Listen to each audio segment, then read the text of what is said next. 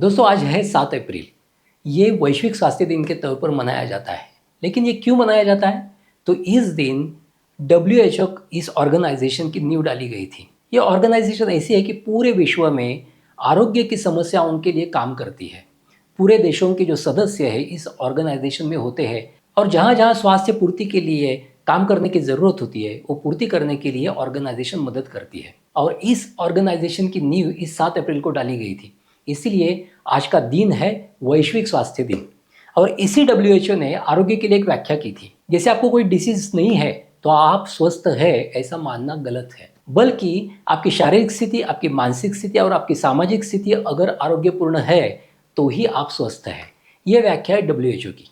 लेकिन आपको बता दूं कि आयुर्वेद में भी बहुत अच्छी व्याख्या स्वास्थ्य के लिए की गई है। हमारे सुश्रुताचार्य जो है उन्होंने स्पष्ट रूप से कहा है स्वस्थ क्या है। उसमें उन्होंने ये कहा है कि प्रसन्न आत्मा इंद्रिय मन स्वस्थ इति अभिधीयते। इसका मतलब ये है कि आपकी आत्मा प्रसन्न हो, आपकी इंद्रियां प्रसन्न हो और आपका मन प्रसन्न हो तो आप स्वस्थ है। इतनी व्यापक व्याख्या स्वस्थ के लिए आयुर्वेद में बताई गई है। इस व्याख्या के अनुसार चलते हैं तो मनोशारीरिक, मनोआध्यात्मिक, शारीर आध्यात्मिक इन सभी चीज़ों पर आयुर्वेद विचार करता है और जो व्यक्ति है उसके स्वास्थ्य के लिए वो आत्मा से शरीर तक प्रयत्न करता दिखता है। इसलिए आयुर्वेद की व्याख्या स्वस्थ के लिए बहुत व्यापक मानी गई है। इसलिए आप सभी लोगों को आज के दिन, वैश्विक स्वास्थ्य के दिन, बहुत सारी ढेर सारी शुभेच्छाएं देता हूँ। आपकी स्वस्थता के लिए प्रार्थना करता हूँ। लेकिन इसके लिए आपको आयुर्वेद अपनाना पड़ेगा, या आयुर्वेद अगर आप अपनाते हैं तो आपका स्वास्थ्य ज़रूर अच्छा रहेगा। इसीलिए आयुर्वेद में कई सारे नियम बताए गए हैं। जो नियम इतने डिफ़िकल्ट है नहीं, लेकिन अगर आप उसको फॉलो करते हैं तो आपका स्वास्थ्य अच्छा रहेगा। पहला नियम है दिनचर्या का, दूसरा है रात्रिचर्या का और तीसरा है ऋतुचर्या का। इन सभी नियमों का पालन करने के लिए आयुर्वेद में 3 चीज़ें बताई है।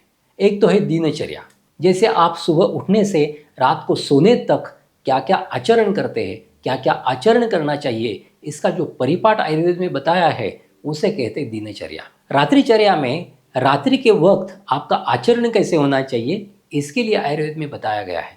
और ऋतुचर्या में जो पूरे संवत्सर में, पूरे वर्ष में जो 6 ऋतुएं बताई है उनमें, उन ऋतुओं में कैसे अपना आचरण होना चाहिए इसके लिए आयुर्वेद में जो बात बताई गई है उसे कहते हैं ऋतुचर्या। और इन सभी चर्याओं में आयुर्वेद में आहार का वर्णन भी किया है और विहार का वर्णन भी किया है। और इन्हीं सभी आहार विहारों का वर्णन हर बार मैंने बहुत सारे वीडियो में बताया गया है। इन सभी चीज़ों का अगर आप आचरण करते हैं तो आपका स्वास्थ्य 100% स्वस्थ रहेगा, आप आरोग्यपूर्ण रहेंगे। जैसे दिनचर्या की बात करता हूँ, अगर आप सुबह उठते हैं, सुबह ब्राह्म मुहूर्त पे उठते हैं तो आपका स्वास्थ्य अच्छा रहेगा। इसके लिए आयुर्वेद में एक श्लोक आया है, ब्राह्मे मुहूर्ते उत्तिष्ठे स्वस्थो रक्षार्थम आयुषाः। इसका मतलब ये है अगर सूर्योदय से पहले आप एक मुहूर्त उठते हैं, जल्दी उठते हैं तो आपका स्वास्थ्य अच्छा रहेगा। और उठने के बाद सब क्रियाकर्म है, सुबह के प्रातः विधि है, वो सब करने के बाद आपके काम पे चले जाइए। काम पे भी कैसा आचरण करना है ये भी आयुर्वेद बताता है।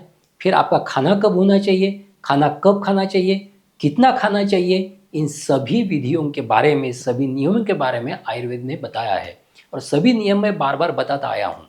उसके बाद रात्रि में कब सोना है, कैसे सोना है, किस ऋतु में कैसे सोना है, इन सभी नियमों का वर्णन आयुर्वेद में बताया गया है। इसके बाद आती है ऋतुचर्या। इसमें आयुर्वेद में हर ऋतु में अपना आहार कैसा हो, अपना विहार कैसा हो, इसके बारे में बताया है। इन सभी नियमों का अगर हम पालन करते हैं तो अपना स्वास्थ्य 100% अच्छा रहेगा। ये वचन हमें आयुर्वेद देता है। इन सभी चीज़ों का हम पालन करते हैं तो हमारा स्वास्थ्य अच्छा रहेगा, हमें कुछ बीमारियां नहीं होगी, हमारे दोषों का संतुलन अच्छा रहेगा।